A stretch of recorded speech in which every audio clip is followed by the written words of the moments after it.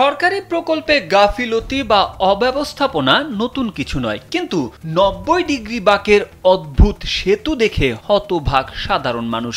অস্বাভাবিক বাঁক ঘিরে সামাজিক যোগাযোগ মাধ্যমে সমালোচনার ঝড় ওঠে। প্রশ্ন ওঠে, এত তীব্র বাঁকে যানবাহনের চলাচল আদৌ সম্ভব কিনা? কিভাবে এমন একটি ডিজাইন অনুমোদন পেল? তবে সমালোচনার মুখে দায়ী আর্ট ইঞ্জিনিয়ারের বিরুদ্ধে দ্রুতই ব্যবস্থা নিয়েছে কর্তৃপক্ষ।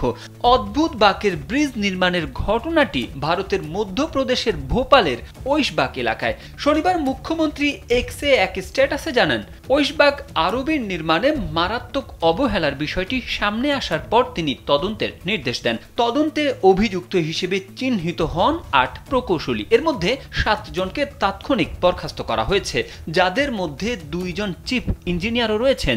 আর এক অবসরপ্রাপ্ত সিনিয়র প্রকৌশলীর বিরুদ্ধে বিভাগীয় তদন্তের নির্দেশ দেওয়া হয়েছে। এছাড়া ব্রিজ নির্মাণে যুক্ত ঠিকাদারি প্রতিষ্ঠান ও ডিজাইন পরামর্শক সংস্থাকে কালো তালিকাভুক্ত করা হয়েছে।